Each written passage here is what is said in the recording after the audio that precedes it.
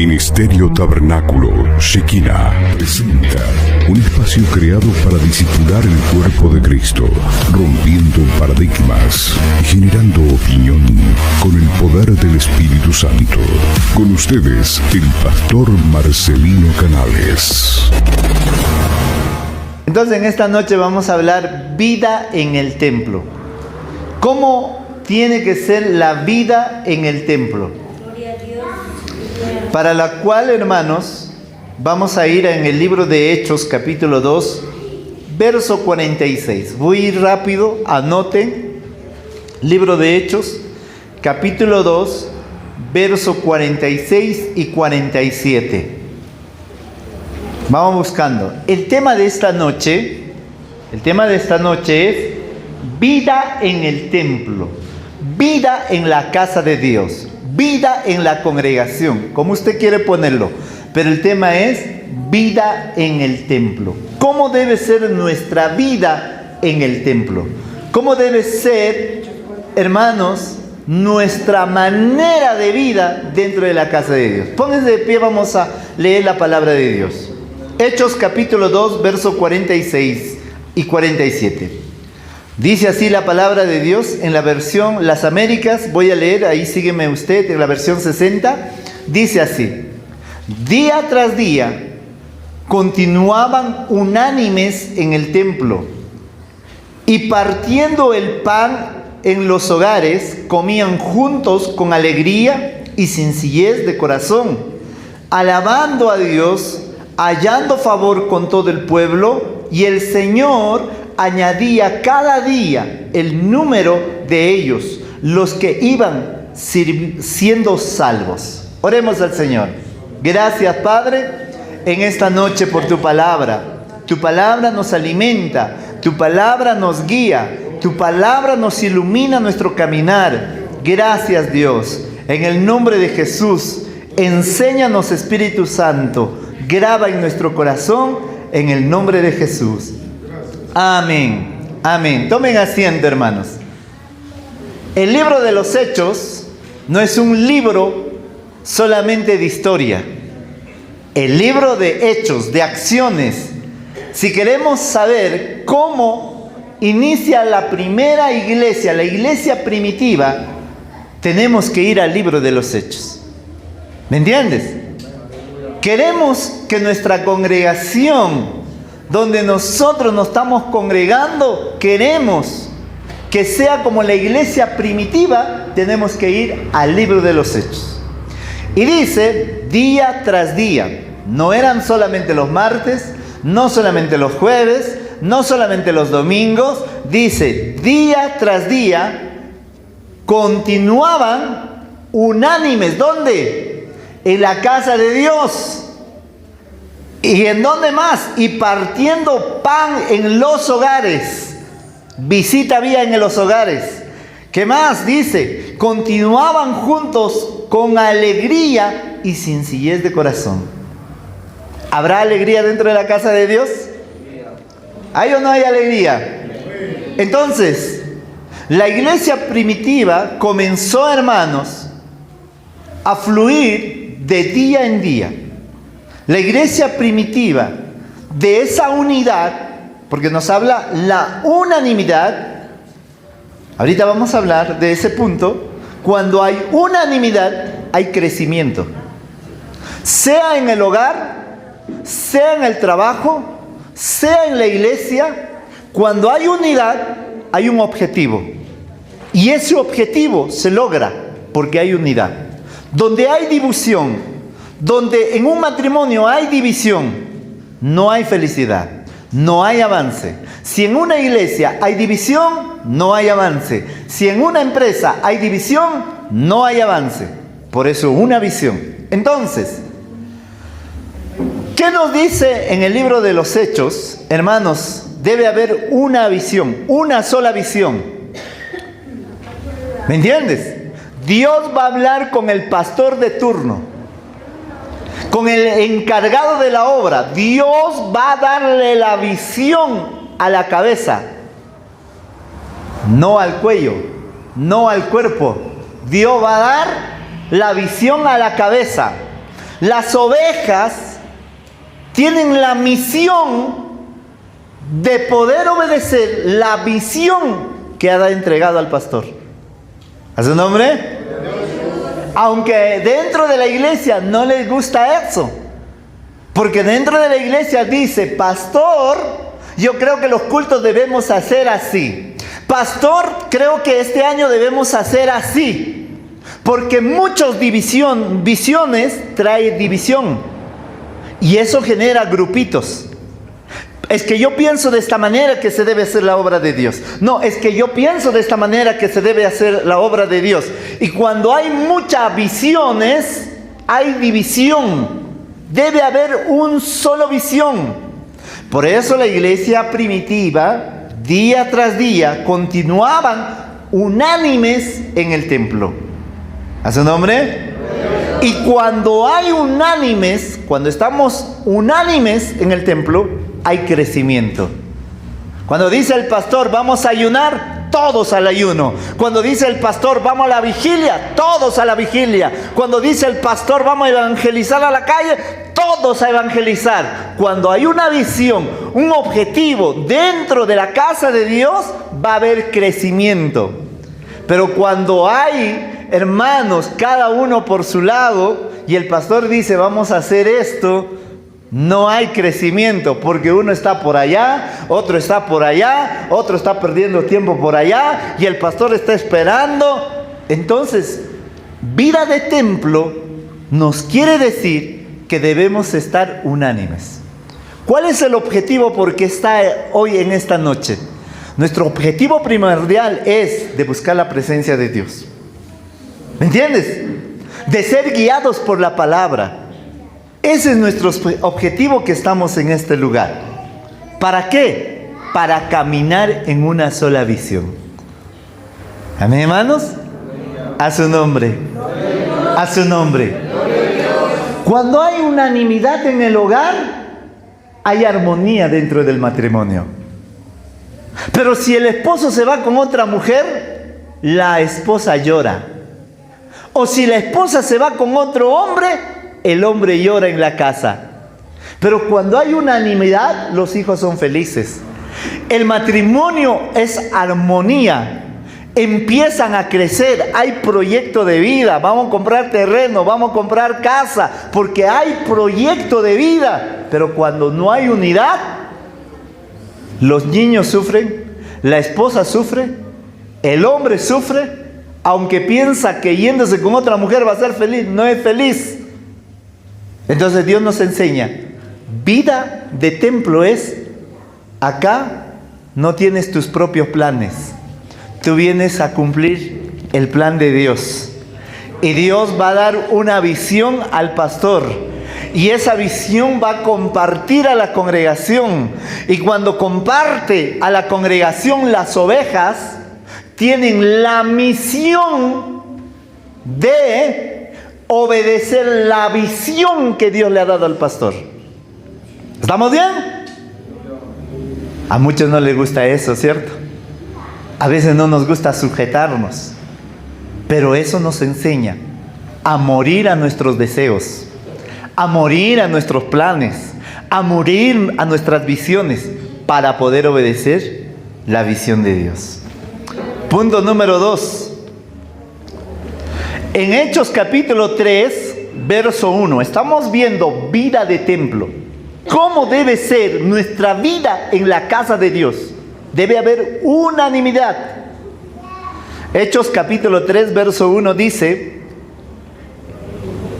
y cierto día Pedro y Juan subían al templo a la hora novena, la de la oración.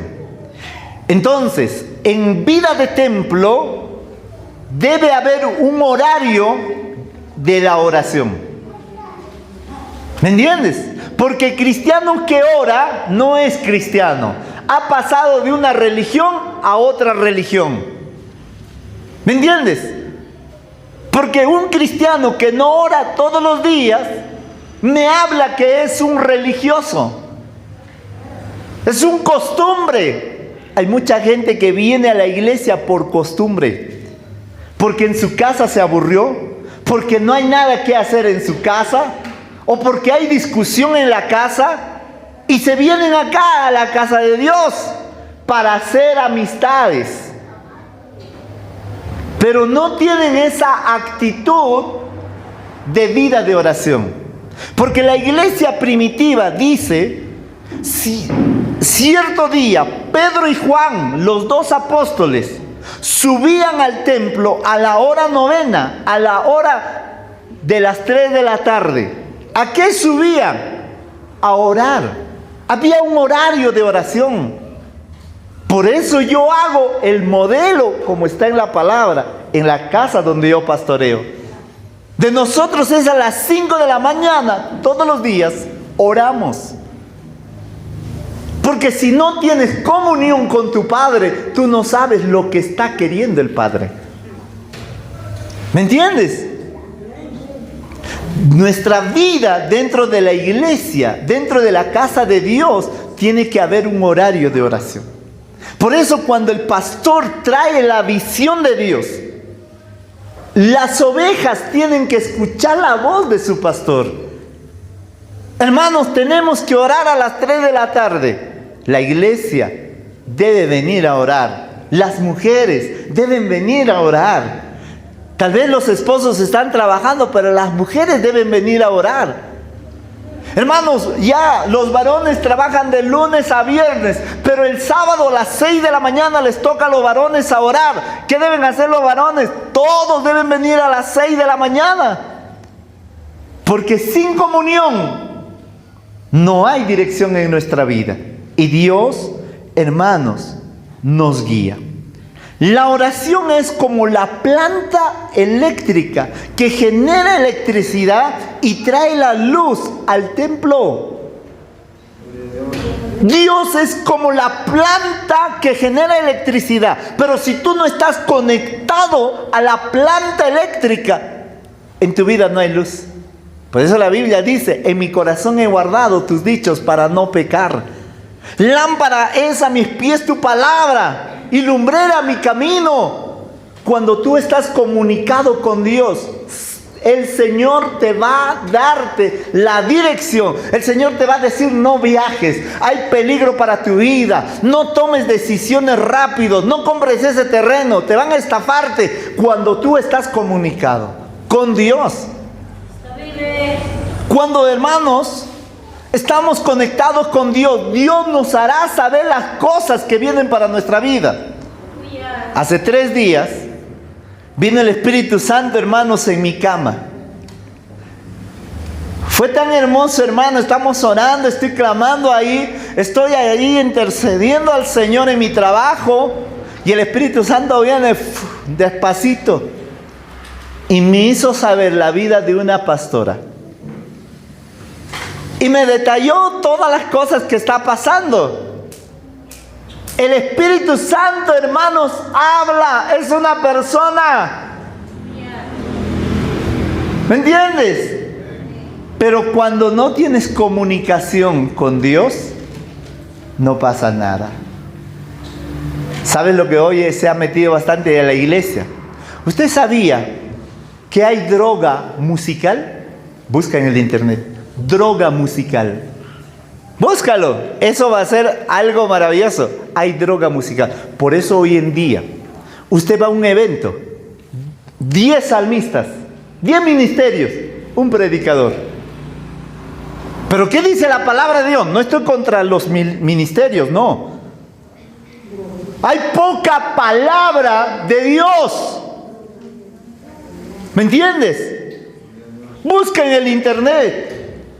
Hoy en día están produciendo, no digo los ministerios, están produciendo, hermanos, el mundo secular, música que te da adicción. Búscalo. Búscalo. Y eso no es novedad.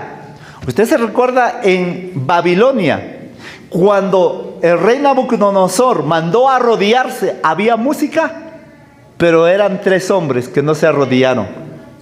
La música les hizo doblar la rodilla a la mayoría. Cuando no hay conexión con Dios, nuestra vida está perdida.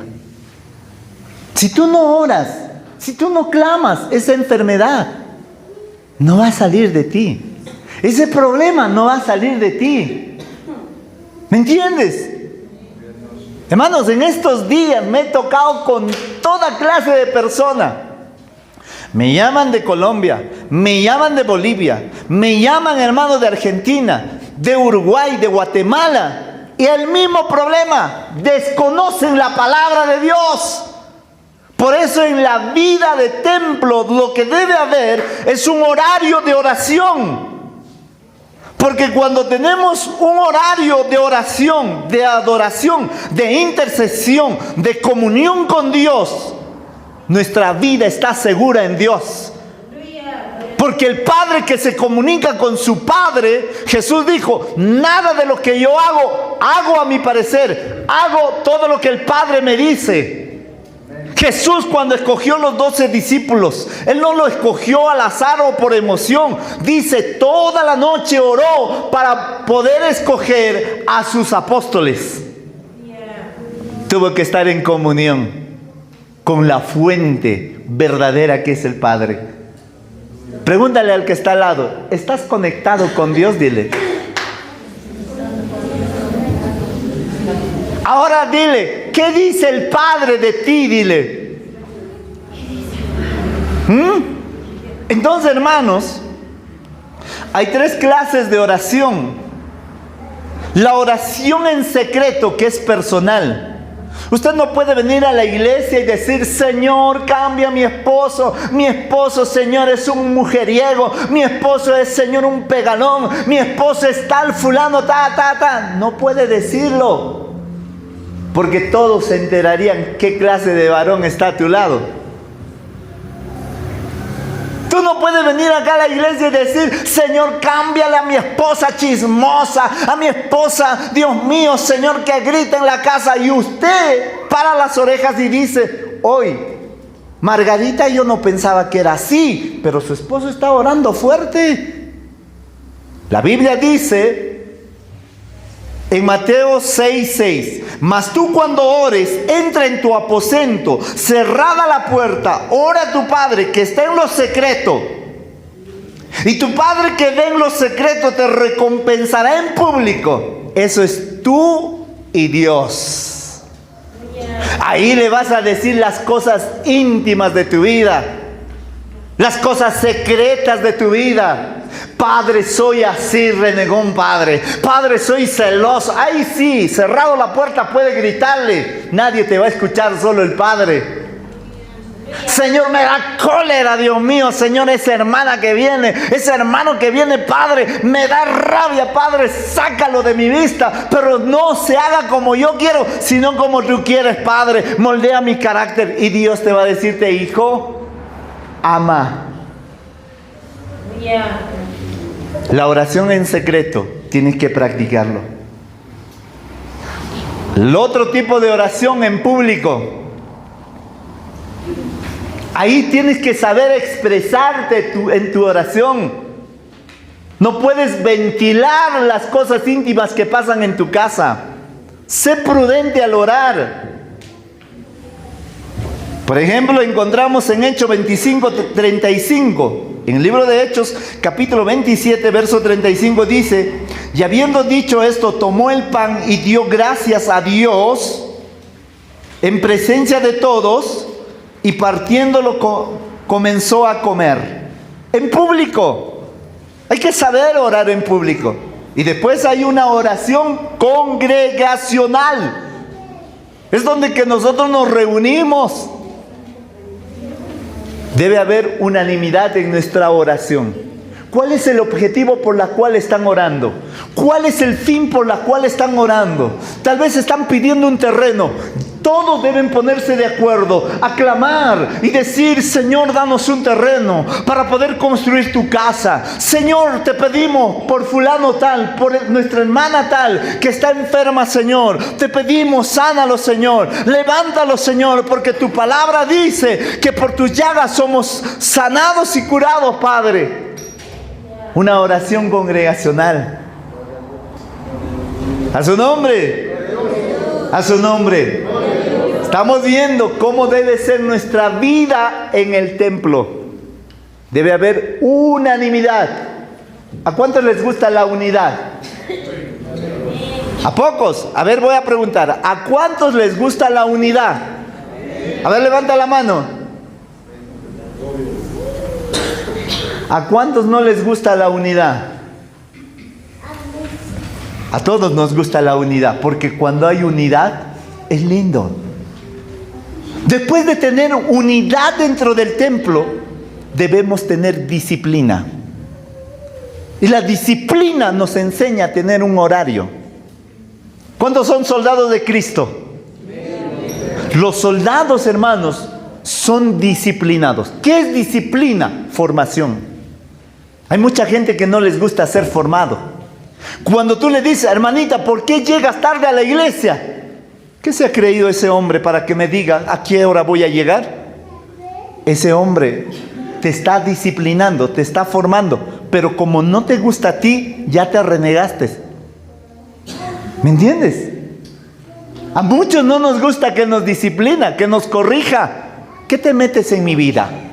Yo sé cómo servir a Dios. Tú no me vas a enseñar cómo voy a servir a Dios. Pero ¿qué dice Pablo? Enseñándonos unos a otros, amándonos unos a otros, soportándonos unos a otros. Pregunto, ¿le soportas a tu hermano? ¿Le soportas a tu hermana? Tenemos que soportarnos. A veces los que ya estamos viejitos en el evangelio, 25, 30 años, esa hermanita que está llegando, ya, debe cambiar de una vez. Debe ser diferente. Pero nosotros, ¿cuánto tiempo nos ha tardado cambiar? A nosotros nos tuvieron que soportarnos. A nosotros nos tuvieron que aguantar las mañoseras. Nosotros también como hermanos mayores tenemos que guiar. Las hermanas, dice, deben guiar a las jovencitas. Los hermanos mayores deben guiar a los jovencitos en la fe. Entonces, disciplina es formación.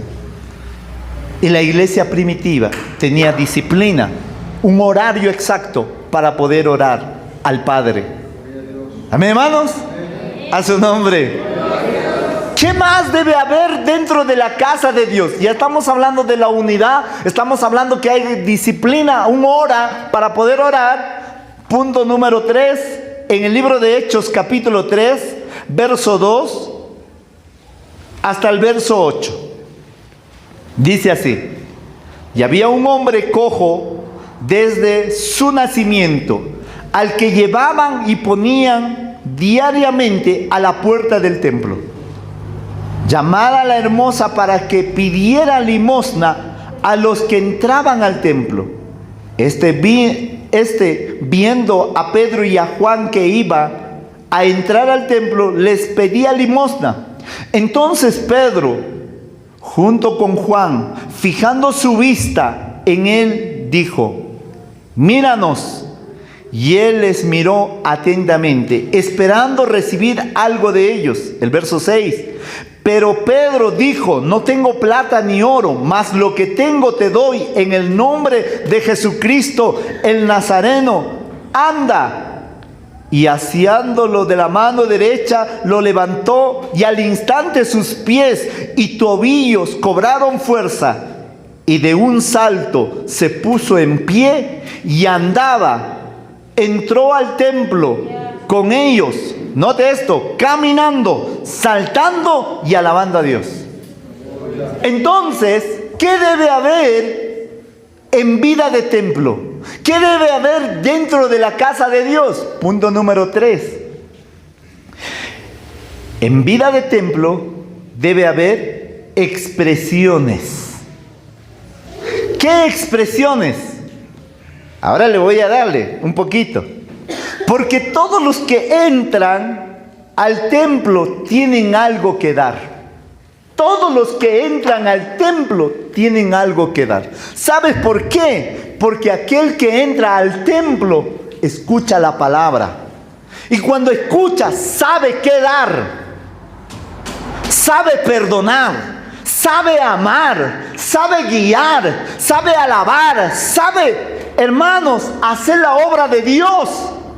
Pero los que se quedan detrás de la puerta, no entran. Ellos solamente piden.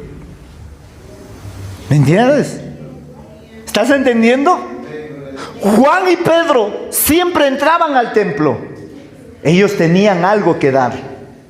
Pero el limosnero, el hombre que estaba paralítico, siempre pedía. Todos los que venimos a la casa sabemos dar. Sabemos dar amor, sabemos dar alabanza, sabemos perdonar, sabemos guiar al verdadero camino que es Jesús. Pero los que están afuera, ellos no te perdonan. Perdono, pero no olvido. Demuéstrame tu amor para yo demostrarte amor. Entonces acá tienes que entender una de las cosas. Dentro de la casa de Dios, tienes que demostrar tus expresiones. ¿Cómo así? La Biblia mismo dice en el verso 8: y de un salto se puso en pie y andaba entró al templo con ellos, caminando primero. Era paralítico, empezó a caminar. Después, ¿qué dice? Saltando. ¿Cómo se salta? Caminar es así, pero saltar es así. Y que después de saltar, ¿qué hacía? Y alababa a Dios. Entonces, David me da un poquito más de luz. Dice, entrar por la puerta con acción de gracia. Hoy estoy entrando a la casa de Dios, estoy caminando. Cuando David se va acercando al templo, hermanos, no era cualquier casa. Esta casa no es cualquier casa. No es para dormir, no es para conversar, no es para comer, no es para conversar. Acá está la presencia de Dios. Por eso yo le digo, hay mucha gente que ha pasado de la religión católica a la religión evangélica, porque no hay una vida de transformación. Si tú fuiste tocado por el Espíritu Santo, tu actitud cambió, tu forma de vida cambió, porque cuando Dios te toca, hay un cambio. Nunca más tu vida será igual. Vamos a la Biblia. Saulo de Tarso era criticón. Saulo de Tarso perseguía, mataba, pero tuvo un encuentro al mediodía con la presencia de Dios, con la presencia de Cristo. De ese día su vida fue diferente.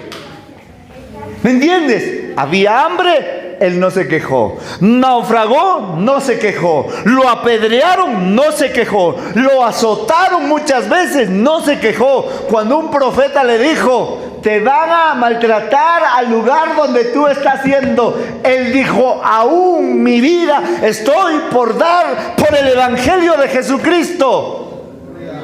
Cuando hay un cambio interno, hay una demostración en tu cuerpo, porque has experimentado ese encuentro con Dios. Cuando Moisés se encontró con Jehová, nunca más su vida fue igual. Cuando Elías, cuando Josué, cuando José tuvieron ese encuentro, no les impidió servir a Dios. Ni la cárcel, ni los problemas, ni las cisternas, ni la persecución. Porque cuando tú tienes un encuentro de Dios, estás enamorado de Dios. A su nombre, a su nombre, a su nombre. Entonces, dentro de la iglesia debe haber expresión corporal y física. ¿Me entiendes? Este cojo entró, este cojo saltó y alabó. ¿Cómo crees que haya alabado después que estaba paralítico y hoy camina? Yo he visto en esta semana, Dios ha levantado a un hombre que estaba 3 años postrado en la cama y Dios lo levantó. Ese hombre se alegró, sus nietos se alegró. Cuando veo, hermano, cuando escucho por el teléfono que la gente se sana, lloran. Cuando la gente, hermano, recibe la sanidad de Dios, hermano, gritan, Dios los toca. Hay una expresión corporal. Y yo no entiendo a muchos de nuestros hermanos que ya van bastante años en la iglesia, la palabra ni los mueve. ¿Sabes por qué? Hay algo dentro de tu corazón, hay un problema. Porque dice que cuando iban 2 discípulos de Jerusalén a Emaús y se le apareció Jesús, pero ellos no lo conocieron, sino lo vieron como un extraño. Y cuando se quitó de su lado, dijeron estos discípulos: ¿no te acuerdas que cuando Él nos hablaba, algo dentro de nosotros ardía, nuestro corazón ardía? Porque cuando tú eres verdadero cristiano, la palabra te enciende, la palabra te dimensiona, la palabra te activa para poder vivir. ¿Me entiende, hermano? Es tiempo de vivir de la palabra. Es tiempo de sumergirnos en la palabra. ¿Sabes una de las cosas que el diablo ha metido dentro de la iglesia? La ignorancia. ¿Tú piensas que eres un buen cristiano porque llevas una Biblia en tu mano? ¿Tú crees que eres un buen cristiano porque tienes 10 años, pero ni siquiera has revisado completo de la Biblia y piensas que ya estás listo para irte al cielo? El diablo te engaña. El diablo te hace desconocer muchas cosas. Por eso dice: conocerá la verdad y la verdad te hará libre. Hoy te estoy enseñando cómo la iglesia primitiva servía. Había expresiones de adoración, de exaltación, de sacrificio, de unanimidad. Había, hermanos, disciplina en la oración. No como hoy en día. Hermanita, vamos a servir al Señor.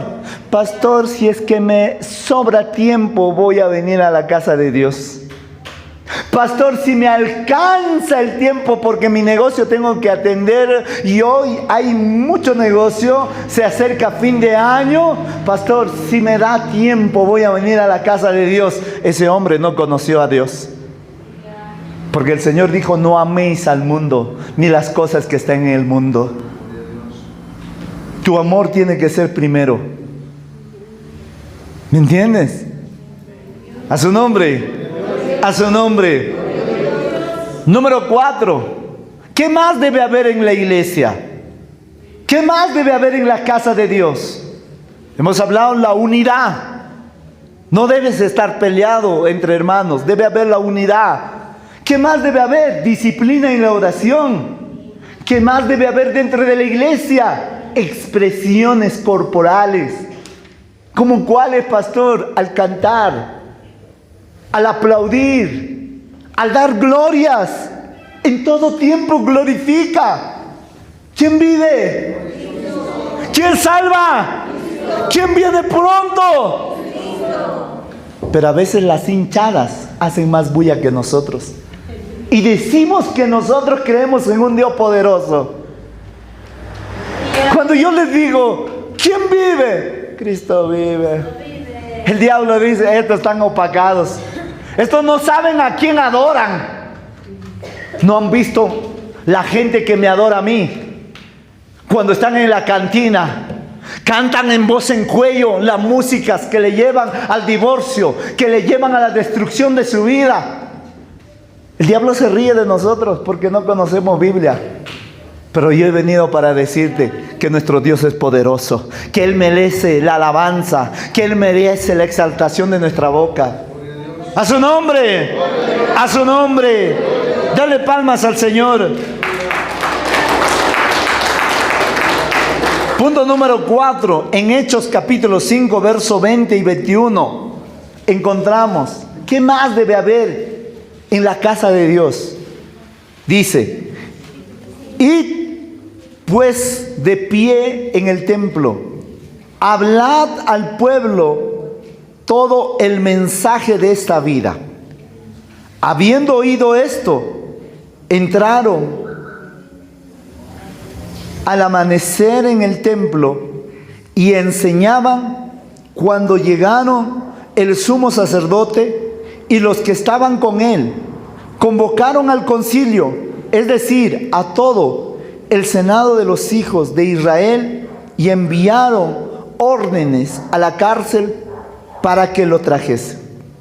¿De qué nos habla el contexto de esto? Es que Pedro había sido encarcelado, pero la congregación oraba. Y un ángel Dios envió, abrió la puerta y le sacó. Y Dios le está diciendo, habla de esta vida. ¿De qué vida? De la vida Zoe, no de la vida biológica. Porque la vida Zoe es, hermano, la vida sobrenatural. Yo te pregunto, ¿me puedes hablar de la vida Zoe? ¿Qué es lo que Dios ha hecho en estos últimos días mediante tu vida en la gente? Dime. ¿Qué es lo que está haciendo Dios mediante tu vida en la gente que no conoce? ¿Qué experiencias tuviste en estos días con Dios? Tenemos que anhelar de la vida Zoe. Dios es tan real, hermanos. Dios es tan claro que Él quiere comunicarse con nosotros.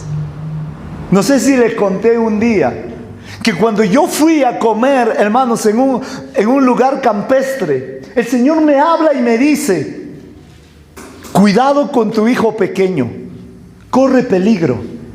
Yo pregunté a mi esposa y le dije, ¿dónde está Israel? No, Israel está jugando en el saltarín. Yo vi eso. Vi a mi hijo que estaba normal, tranquilo. No hice caso. Pasó un minuto, se chocó con la baranda. Toda la boca. Fue corriendo y ¡pum! Retrocedió porque se chocó. Yo dije, su diente se movió o se reventó el labio.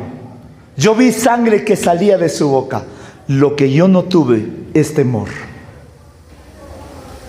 Porque Job, hermanos, capítulo 3, verso 25 dice, lo que yo temí, eso me vino. Lo que yo tengo temor, eso va a venir en mi vida. Yo puse paz en mi corazón. Y en ese momento se hizo el milagro. ¿Sabes qué se hizo en su boca? Nada. Solo una pequeña heridita dentro de su labio. Yo pregunto, ¿cómo se habrá hecho esa herida? Pero los dientes los revisé sano. Dios habla, hermanos. Dios es el mismo de ayer, de hoy y de siempre. Él no va a cambiar. Él va a hablar a los corazones dispuestos. Él va a hacer milagro con aquellos que creen. Porque Dios no ha cambiado. Hay mucha gente que dice, Dios ya no habla, Dios ya no direcciona, Dios ya no hace esto. ¿Cómo sabes? ¿Has subido al cielo? ¿Cómo sabes que Dios ya no habla? Dios sigue hablando. Y yo voy experimentando cada día más. A su nombre. A su nombre. Entonces en el templo, hermanos, tenemos que hablar de la vida Zoe. De la vida Zoe. Me llevaron a una casa. Empecé a orar al Señor. Y el Señor a mi espíritu me habla y me dice, ese joven ha sido atado con la brujería. Yo no lo conozco a su familia. Yo llego por primera vez a su casa. Ese hombre está sufriendo con los pulmones, con los riñones. Son 3 años y no muere. Y el Señor me muestra, en el espíritu me muestra, que su cuerpo, esta parte está esquelético y la otra parte está amontonado. Y yo le digo a su madre, usted ha llevado prenda a un brujo y ha pactado a tu hijo, has ofrendado a tu hijo, porque lo que se hacía en el Antiguo Testamento, todos los que practicaban adivinaciones, brujerías, era llevarle al altar de Satanás. Y el Señor me dijo, usted ha pactado. Y la mujer me dice, sí he llevado al brujo, pero no he dejado su prenda. Cuando Dios habla, no se equivoca. Hoy en la mañana vino y me dijo, pastor, su esposa quería hablar, como no le preguntaste a ella, tuvo miedo de decirte, sí llevaron su gorra, sí llevaron su ropa. Dios no se equivoca, hermano. Tenemos que hablar de esa vida, de la vida sobrenatural, Por eso Pablo decía, mi predicación no es con filosofía. Mi predicación no es con una preparación de oratoria. Mi predicación no es armado. Mi predicación es con el poder de Jesús, con demostración. Cuando se demuestra el poder de Dios, la gente dice, paran la oreja. ¿Qué está pasando allá? Se está sanando, se está liberando. ¿Cómo puede hacer eso? Y yo me atreví a decirle a uno de Guatemala, que es católica, y me dijo, pastor, tengo este problema. ¿Eres cristiana o católica? Católica. Sin ofender te digo, ¿por qué no le pides a la Virgen de Cocharcas o a la Virgen de Guadalupe? ¿Por qué no le pides ese milagro? ¿Por qué vienes a mí? ¿Por qué me pides oración a mí? Es que no puede el santo que usted cree allá por Guatemala, o es que no es milagroso. Con respeto le digo, todos los ídolos son hechos por manos de hombre. Pero el Dios que sirvo es un Dios poderoso, que escucha a sus hijos, que cuando le clamamos por cualquier enfermedad, porque Él dice en su palabra, todo lo que pidieres al Padre en mi nombre, yo lo haré. Porque 2 o 3 se pusieran de acuerdo por cualquier cosa, yo responderé. Y le dije, ¿tú crees que Dios te puede sanar ahorita? Porque yo creo, yo te pregunto, ¿tú crees? Porque los dos vamos a ir a pedir al Padre por tu milagro. Y ella me dijo, yo creo, por eso te estoy llamando. Padre, en el nombre de Jesús, quítale el problema de su cuerpo. Cuento a 3 y se va. ¿Y qué crees que pasó? Se sanó. Se sanó. Y dice, ahora creo. Y le pregunto yo, ¿quisiera recibir a Jesús? Sí quiero recibir, porque cuando tú le hablas de la vida sobrenatural, cuando no buscaron, tal vez cuando buscaron su solución de su problema en la brujería, no lo resultó. Cuando buscaron su problema en la religión, no lo resultó. Y cuando Dios lo demuestra que es fácil, ellos dicen, yo quiero conocer a ese Cristo, yo quiero servirle a ese Cristo. Es tiempo de hablar de la vida de Zoe. A su nombre. A su nombre. Por eso dice, hermano, la iglesia primitiva, con la sombra de Pedro se sanaban los enfermos. Cuando Pablo dice, iba a la iglesia de Éfeso, grandes señales y grandes prodigios, la gente decía, ¿dónde está Pablo? Yo quiero a ese Dios que predica Pablo. La gente te va a buscarte. Hermanos, durante esta semana he tenido llamadas así, por montón. Usted ve, revisa en el TikTok lo que Dios hace. Búscame como Marcelino Canal y mira lo que Dios hace. Gente paralítica parándose. Gente con problemas de salud sanándose. ¿Será el pastor? No. ¿Será Marcelino? No. Es la fe en Jesús. Es la fe en el Señor. Es tiempo de llevar la palabra de Dios con señales. Y Marcos capítulo 16 verso 20 dice, y ellos salieron a predicar y Jesús confirmaba su palabra. Esto no es mi palabra. Dios, hermanos, me da su palabra para predicar, pero Él confirma que es su palabra y Él empieza a hacer la señal. La vida de Zoe debe haber dentro de la iglesia. Y punto número 5, y con esto terminamos. Esto le va a volar la cabeza. Esto debe haber en la iglesia. ¿Qué hemos hablado? La unidad. ¿Qué más? Una vida disciplinada, tener un horario de oración. ¿Qué más debe haber? Expresiones. ¿Qué más debe haber? Debemos hablar de la vida Zoe, de experiencias sobrenaturales que solamente Dios lo puede hacer. Y esto es número 5. En la casa de Dios debe haber esto. Hechos capítulo 5, verso 42. Dice así: y todos los días en el templo y de casa en casa no cesaban de enseñar y predicar a Jesús como el Cristo. ¿Qué hacía la iglesia primitiva? Dos cosas: enseñar y predicar. Ahora le voy a decir, enseñar es adoctrinar. Enseñanza es educar al pueblo.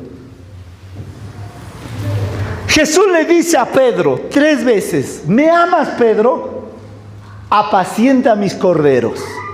Pedro, ¿me amas? Apacienta mis ovejas. Pedro, ¿me amas? Pastorea mis ovejas.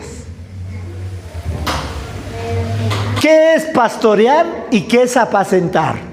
Pastorear es cuidar, guiar, pero apacentar es alimentar a las ovejas. Entonces la enseñanza es doctrinar a la gente con la palabra, no con tu filosofía. Entonces, mira lo que dice Mateo 28, versos 19 y 20. Id pues y hacer discípulos de todas las naciones, bautizando en el nombre del Padre, del Hijo, del Espíritu Santo, enseñándoles que guarden todo lo que he mandado. He aquí, yo estoy con vosotros todos los días hasta el fin del tiempo. ¿Qué mandó Jesús? Enseñar. ¿Ya tienes un discípulo? ¿Ya estás formando a alguien?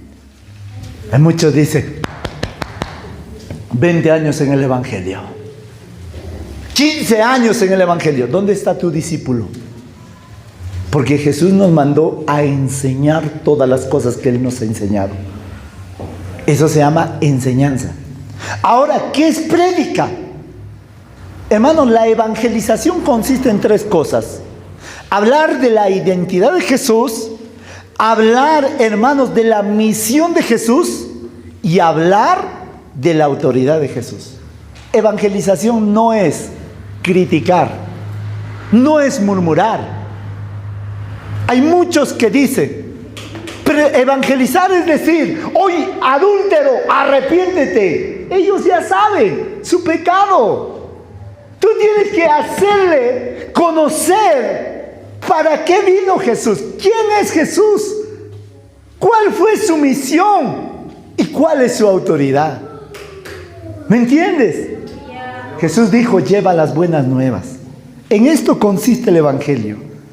Cuando yo leo en la versión Código Real, Nuevo Testamento, textual hebraico, dice así: entonces Felipe, un evangelista, este es un evangelista, Felipe, abriendo su boca y comenzando desde esta escritura, le habló de la identidad, de la misión y de la autoridad de Yeshua. O sea, el evangelista es un conocedor de la palabra, es uno que sabe trazar la palabra. Al etíope le habló desde el libro de Isaías y le dijo: esta profecía ya se cumplió. Ese hombre que lo colgaron, ese es el Mesías.